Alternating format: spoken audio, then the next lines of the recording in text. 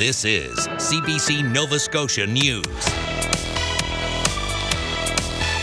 Tonight, intimate partner violence. A community reels after a New Year's Eve shooting as we learn more about the shooter's criminal past.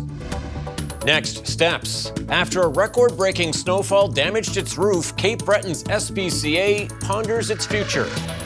And big gains. A Nova Scotia teen and his protein gummy bear business take off. Chances for flurries tonight into Saturday, but overall some sunshine and a quieter day before our next storm approaches late Sunday and into Monday. Your full forecast is coming up.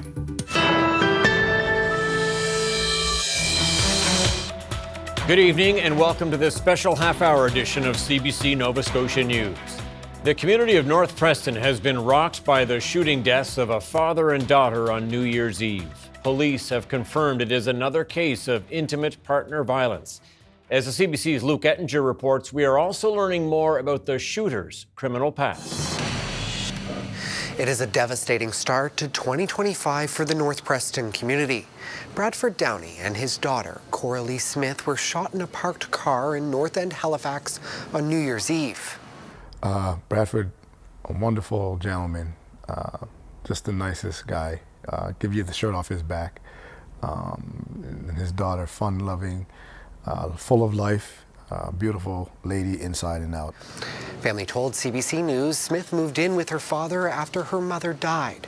Downey, a stroke survivor, had mobility issues. Smith, a continuing care assistant, was there to help. She was one of Downey's several children and a mother of 2 daughters. The pastor says it is a great loss for the community.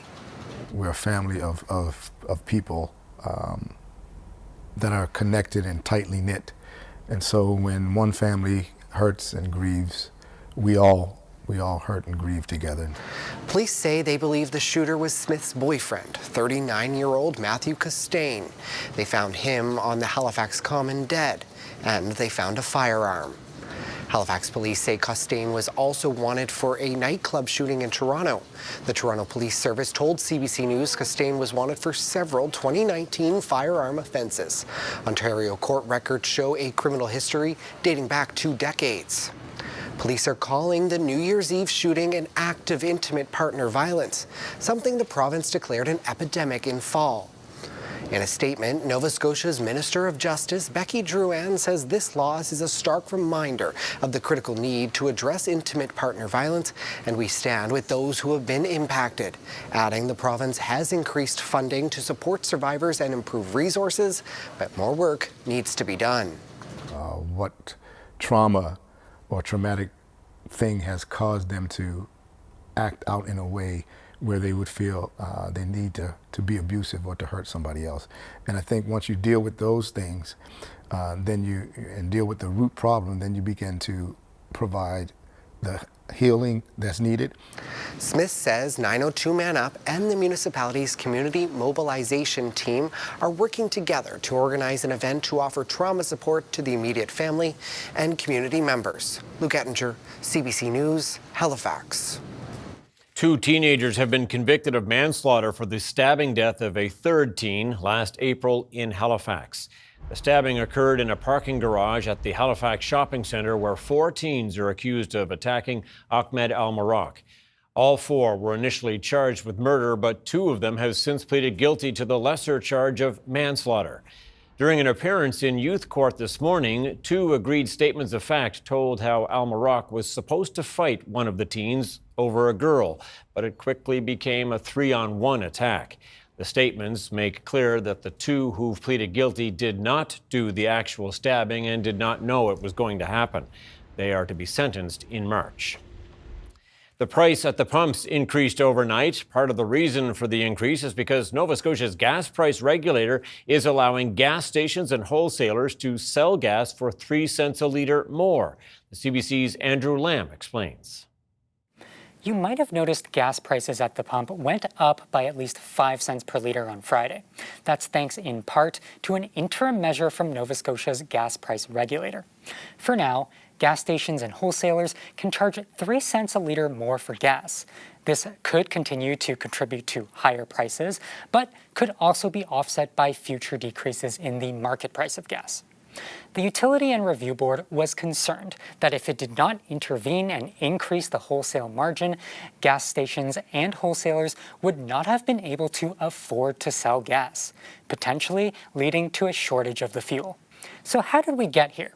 Wholesalers and many retailers purchase gas at a price that's based on the rack price, or the unregulated price charged by refiners like Irving Oil. According to the UARB, that rack price has been moving closer to the board's regulated wholesale and retail gas prices. So basically, it was costing more for gas stations and wholesalers to buy fuel, but the price they could sell gas for had not gone up to compensate. That was eating into their profit margins. I spoke with the owner of an automotive service company in Halifax. He said at several points over the last 6 months, his profit margins on gas sales had dropped below 1%. It's currently unclear why this is happening or how much of a problem it is. That's why the UARB has launched an investigation. A public hearing has been set for August 6th. Andrew Lamb, CBC News, Halifax.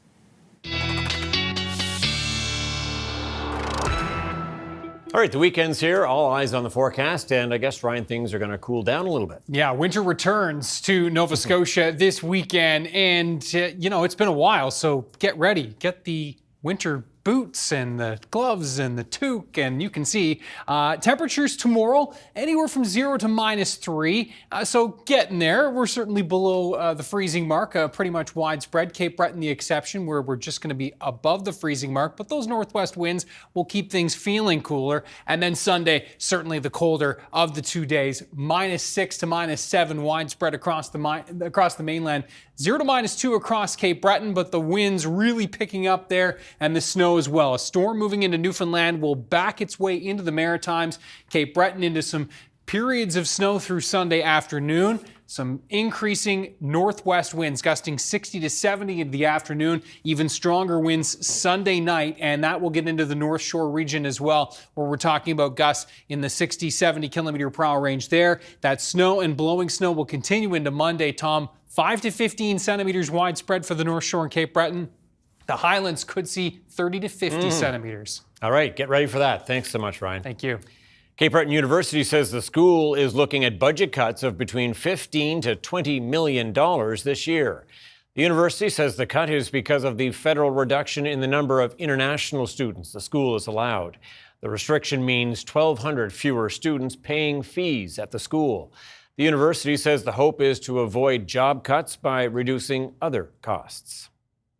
Cape Breton's SPCA shelter is still recovering from a record-breaking snowfall. Last winter, a storm that brought 150 centimeters damaged the building's roof. Now, the organization's members are weighing their options about what to do next. Aaron Potty explains. At the Cape Breton branch of the SPCA, staff and volunteers are busy caring for the shelter's animals. The building in Whitney Pier houses the island's homeless pets. It was built in the late 1970s and is now showing signs of age. It has seen a lot of love come through those doors, but it needs some love now. Last winter, the shelter's roof started sagging after a 4-day storm brought nearly 5 feet of snow. A structural engineer was brought in and support beams were put in place. The SPCA organization says the building is now safe, but the fix is temporary, and they're considering what to do next. Lion estimates a new build would cost anywhere between $5 and $7 million, while an extensive renovation would also be expensive. Right now, there are 60 cats and 20 dogs at the shelter. During a recent snowfall, some of those animals were moved away from the damaged roof as a precaution. We were able to relocate them out of rooms that we thought maybe, it's on that side of the building, with the snowstorm, with the roof, let's put them over here. So we were able to. Sometimes that means taking some office space or some people space, and that's what we want to change in a new shelter. Kendra Coombs is the MLA for Cape Breton Centre Whitney Pier. She says a lot of nonprofits in Nova Scotia are dealing with aging infrastructure and need help with their costs. So we need to make sure the people and our animals are safe, because that is a very important aspect. We don't want any roofs collapsing on anybody. The SPCA does not have a timeline on when it will make a decision whether to rebuild or renovate the Cape Breton shelter. Lyon says going forward, they will need the support of the wider community to help get their project off the ground. Erin Potty, CBC News, Sydney.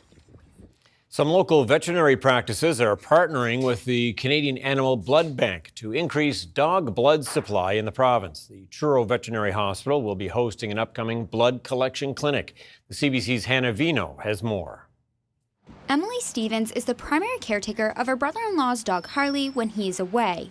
Harley had to have an emergency blood transfusion in October, and she says the whole experience was scary. So she actually had a mass on her tail, and it just got bigger and bigger over time. And eventually what had happened was she had bumped it, and blood went everywhere. It was really, really bad. She ended up being severely anemic. Her blood levels were really low and stuff, so they ended up actually having to do surgery because of it, but because she had lost so much blood, they had to do the blood transfusion. Stevens says the hospital didn't know if they could help, as not all clinics have blood products on hand, meaning Harley would have been sent to Halifax for the procedure. They luckily found a local donor for Harley. However, this is not always the case. That is why hospital veterinarian Dr. Alana Mason says their upcoming collection clinic is important. Basically, this is to allow the Canadian Animal Blood Bank to be able to have basically a store of blood products available in our province. And so it's not just our clinic, but other clinics are volunteering their facilities and kind of helping to recruit some willing donors and owners to come in to donate blood so that we can build up a reasonable blood bank to be on hand for canine patients in the province. The clinic's trainer, Kayla Waters, urges people to consider signing up to donate. She knows what it is like to be in search of donor blood for her own pets. I guess you just need to put yourself on the other side. If your dog is in need, that you would want to be able to provide for them. I would certainly do it with my young dog. If, he was a candidate, I would gladly, have him donate some blood to hopefully save someone else's dog. The clinic takes place at the Truro Veterinary Hospital on February 1st. Hannah Vino, CBC News, Truro. Well, the Nova Scotia teen is making gains with his protein gummy bear business. The young entrepreneur is now shipping the products across Canada. The CBC's Luke Ettinger got a behind-the-scenes look at how swole bears are made. Some may be cutting out candy as part of their New Year's resolution, but these are gummy bears with a twist. 16-year-old Rory Fox is making the protein-packed treats that he calls swole bears. So a lot of people, when they go to the gym, they'll get like a pump in, or their muscles will get like swollen, so they get a little bit bigger after a workout. So getting swole kind of means you're building your muscles, and we all know that protein helps build your muscles. So if you're eating swole bears, my slogan is swole bears get swole. The Lower Sackville teen started selling candy and fudge to support his interest in powerlifting. But as an athlete, he wanted to make a healthier product, starting with small batches in the family kitchen to perfect the recipe. The last year has been definitely a big step up. I grew my social media a lot, and I've had a lot more sales. Now he rents a commercial kitchen at a Fall River church where he works after school. The grade 11 student sells in 7 retail locations, including local gyms, and he's launched an online store that ships across Canada. I decided to put myself out there everywhere I can, so I've joined networking groups in Fall River. I go to all different events, just meet other business owners, get advice from them. His entrepreneurial spirit has been recognized by the Minister of Education, winning an Award of Excellence in May. And he's also giving back. In the spring, he helped raise over $1,000 to support Meningitis Foundation Canada, alongside another young entrepreneur. When I started at 14 years old, a lot of people helped me, and I've learned a lot from other people, and giving back is one of the things I wanted to do. And Fox is excited to see what gains the business makes in 2025.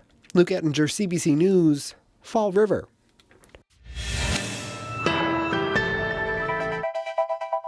There are cooler temperatures ahead for us. Ryan Snoddon back with a full weather forecast and all those details. We'll see you right after this quick break.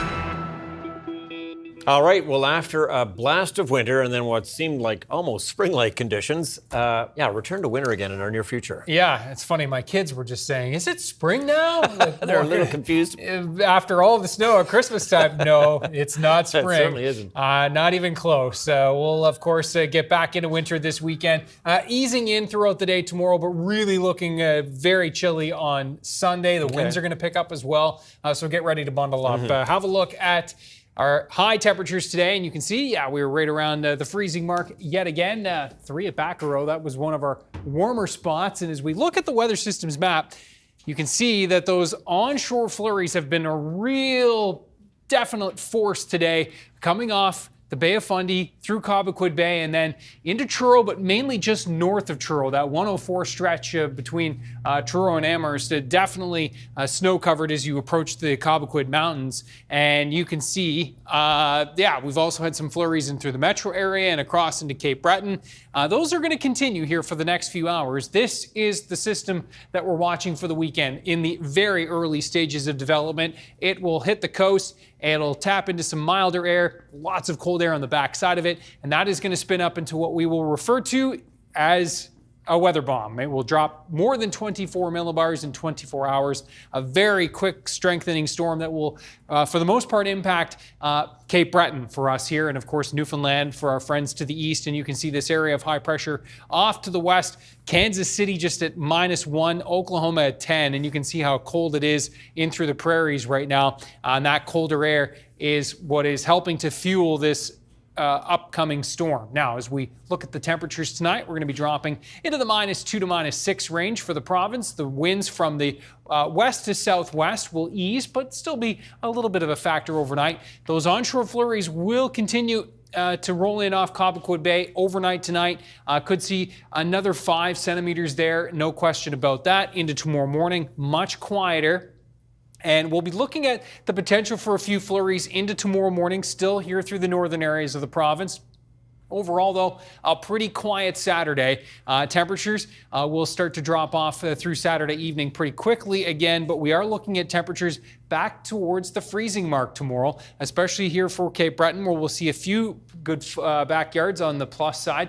Light southwest, then northwest winds, but generally it is a pretty light wind through Cape Breton tomorrow. Temperatures quite variable through central Nova Scotia tomorrow, from the freezing mark along the Atlantic coastline to as chilly as -4, -5 up through Parsboro and Amherst and in through Cumberland County. -3 to -4 through the valley tomorrow, but we will be closer to the freezing mark for the Atlantic coastline. That wind chill value tomorrow will be in and around the -5 to -10 range. So just a heads up on that. With those winds, we'll be feeling considerably cooler than what the actual temperature will be. Now for Sunday, this is when we're looking at that coldest day of the weekend. Temperatures anywhere from 0 to -2 for Cape Breton, -6 to -7 across the mainland.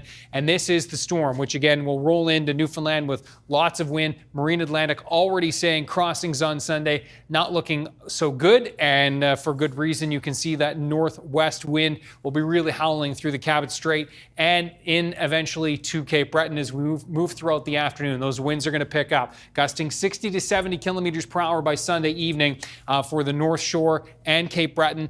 Could even see some gusts by the end of the afternoon to 80 in Cape Breton. And then overnight Sunday into Monday, potential for some gusts here near 90 kilometers per hour.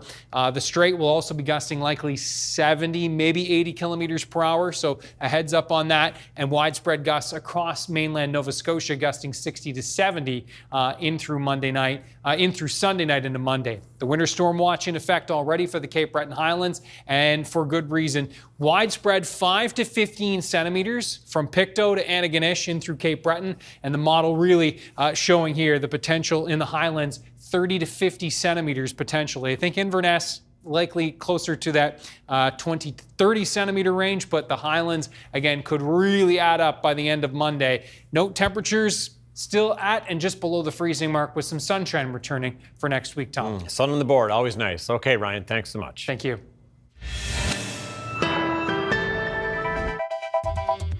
Coming up, how these volunteers in Shelburne County are helping to feed hundreds of people in their community.